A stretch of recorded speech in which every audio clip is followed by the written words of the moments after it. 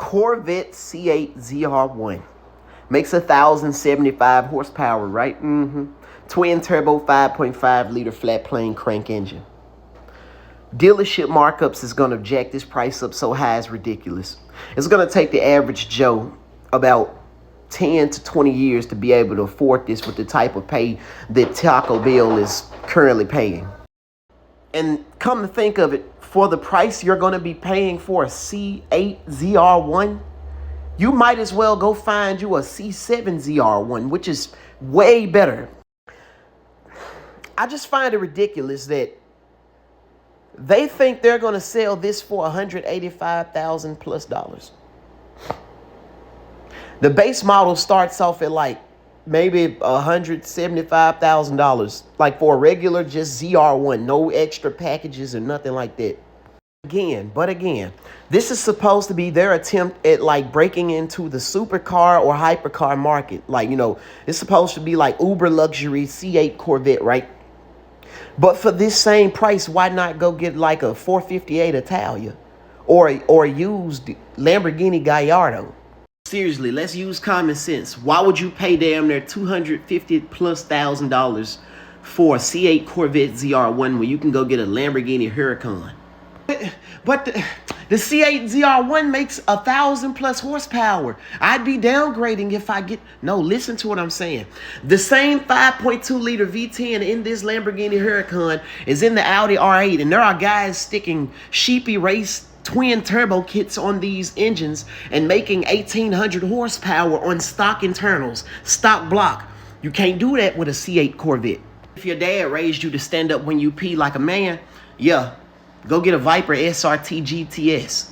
Early 2000s, Ford and the military have one thing in common. Push comes to shove, they'll just throw a whole lot of things together and create the most overpowered monstrosity that anybody's ever seen. In this case, we're talking about the Ford Lightning. But what if I told you there are two more? There are two more elemental vehicles in the SVT lineup. The 5.4 powered supercharged Lightning made about 380 horsepower and 450 pound-feet of torque. They took that same drivetrain, threw it inside of like a 03 Expedition and called it the Ford SVT Thunder, which even today you can still build, considering the fact that the engine mounts, the transmission, and everything literally fits with each other. Like it's plug and play. This ain't nothing but a BBW F-150. So at a meeting one day, they was probably like, listen, we've built the Terminator Cobra, the Cobras, we built the Cobra Fox body. Man, I just wish we had some type of inspiration. Some dude that probably worked at SVT and was country as hell was like, listen, I have an idea. How about we take him up for a Ranger? Stuff a lightning engine in it. And haul more ass than a car full of crickets with a BBL.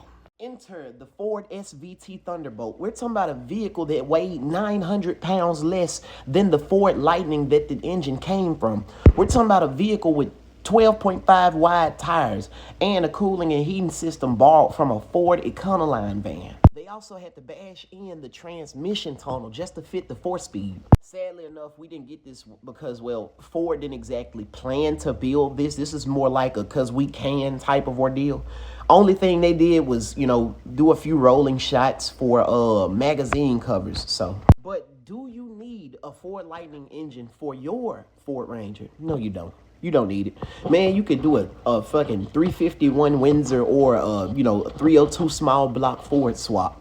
You know, cam swap, ported heads, and bam, 400, damn near 500 horsepower small block Ford in a Ford Ranger. Now, straight out of Chicago, we have a Cutlass sitting on foes, and it has a 6.0 and a 6L80. It's sitting prettier than Kim Kardashian ass in a high chair. This thing nastier than Smurfette search history. This thing nastier than Marge Simpson at a lesbian sleepover. Homer. His cams sound like two elephants playing patty cake in a kiddie pool. We're talking about wheels that have more lip than Fantasia. And it's got a 6L80. This motherfucker will percolate. I know it will. I'm talking about this thing sound like it's saying it's time for the percolator. It's time for the percolator. Now, as we look at the suspension parts and shit like that, you can see this car is about as stiff as Merle Purvis' wig. Stiffer than a single father drink after a divorce. Oh, boy, I'm finna show my ass. Interior cleaner than early 2000 Pinky's health records. It has a digital dash, and it has more knobs in it than Mia Khalifa. So let me know what you guys think. Do you like it? I give it a 9.5 out of 10.